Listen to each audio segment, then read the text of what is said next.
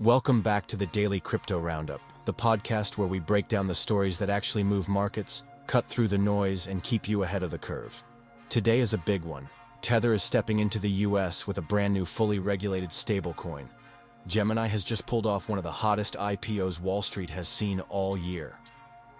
ETF inflows are roaring back, pulling more than $1 billion into Bitcoin and Ethereum. And XRP?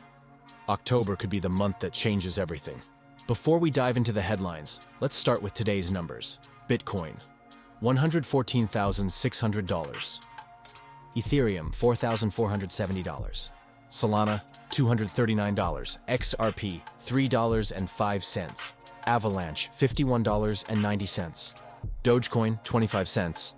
Litecoin, $91.20. The total crypto market cap is sitting steady at just over $4.1 trillion. Consolidating after last week's strong moves. For years, Tether has been both the backbone of crypto and one of its most controversial players.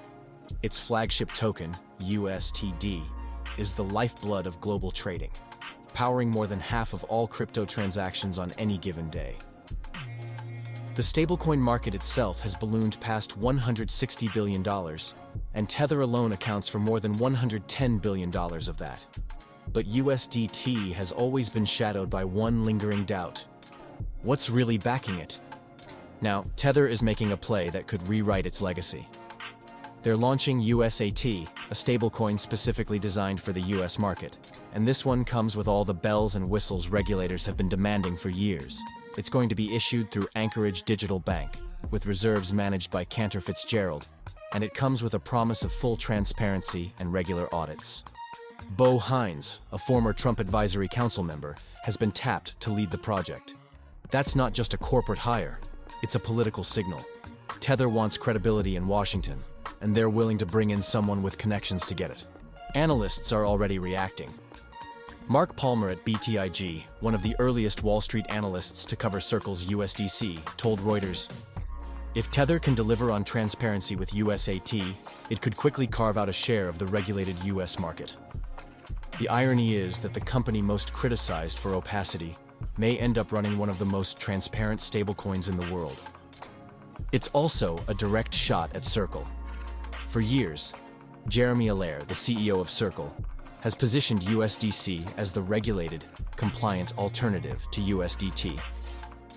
USDC built deep ties with US banks, fintechs, and policymakers, and for a time it looked like USDC might even replace Tether globally.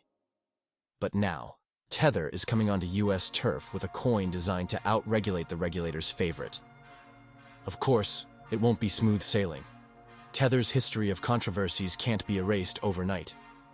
Critics still point to the 2021 settlement with the New York Attorney General, where Tether admitted to gaps in its reserve reporting. Others recall the panic moments in 2022 when USDT briefly lost its peg, sparking fears of collapse. But that's exactly why USAT matters. It's Tether's chance to flip the narrative. If institutions start moving billions into a fully compliant US version of Tether, the story changes from Tether is risky to Tether is the backbone of crypto liquidity both inside and outside the US. And let's be real, the timing couldn't be better. With stablecoins now openly discussed in Congress and bills floating that could cement their legal status, Tether knows it needs a compliant offering. USAT is its foot in the door, and potentially its shield against regulators who might otherwise try to shut it out. Now to Gemini, the exchange founded by Cameron and Tyler Winklevoss. If you've been around crypto long enough, you know their story. Olympic rowers, early Bitcoin believers, the pair who famously battled Mark Zuckerberg over Facebook.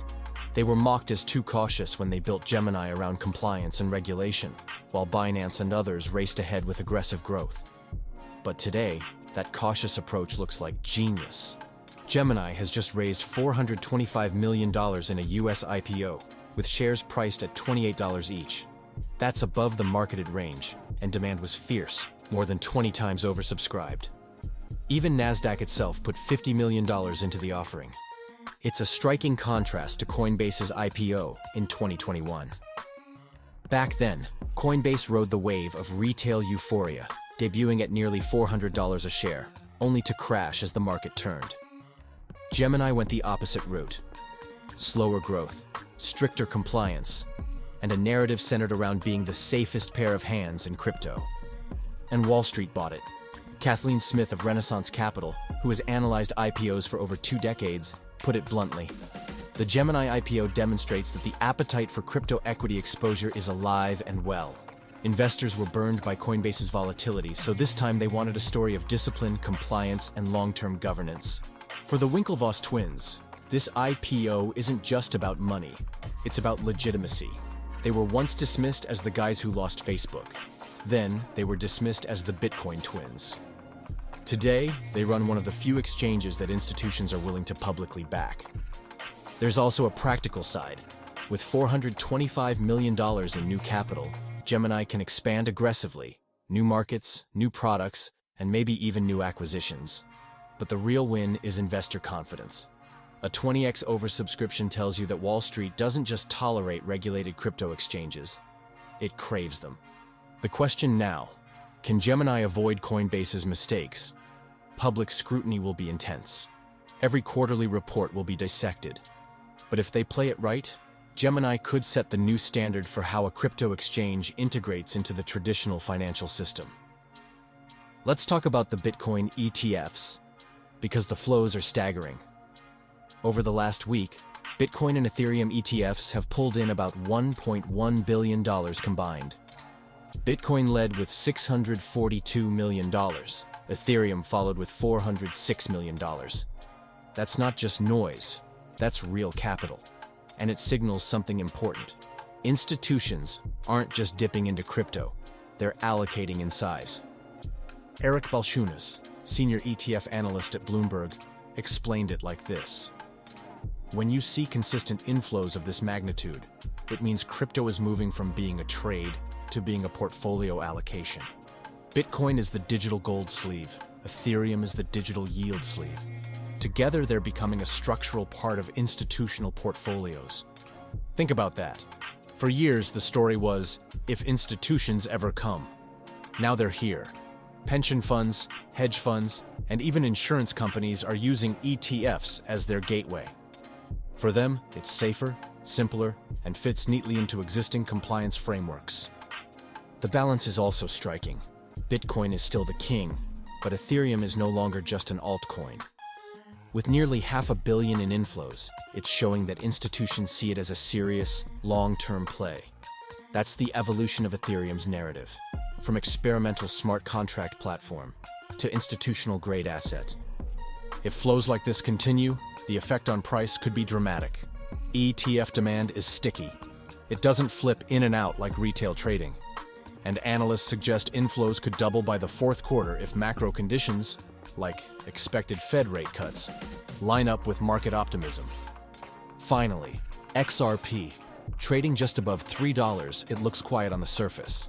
But under the hood, October could be the most important month for Ripple and the XRP community in years.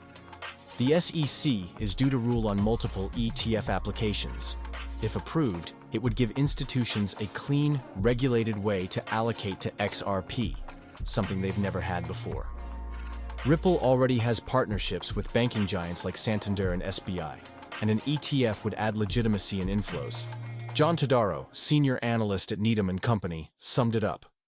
If XRP gets the green light for an ETF, it goes from being a niche payments token to a mainstream institutional asset. That repricing could happen fast. Of course, the risks are real. If the SEC delays or rejects, XRP could see frustration and a pullback. But the XRP army remains undeterred, buzzing with optimism that this is the cycle where everything changes. So what ties all of this together? Tether is reinventing itself with USAT, moving from the shadows into the regulatory spotlight. Gemini has shown Wall Street that crypto exchanges can win over mainstream investors if they play the compliance game. Bitcoin and Ethereum ETFs are proving that institutional adoption isn't theory anymore. It's happening right now, with billions flowing in. And XRP is about to face its biggest regulatory test yet, one that could unlock or derail its future. The through line? Institutions aren't flirting with crypto anymore. They're building positions, buying regulated products, and investing in infrastructure.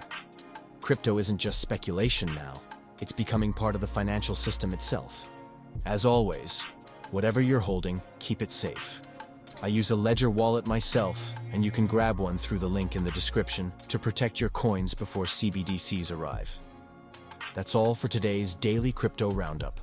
Catch us every day here and on Spotify. Drop your thoughts in the comments, smash like, follow, and we will see you at the top.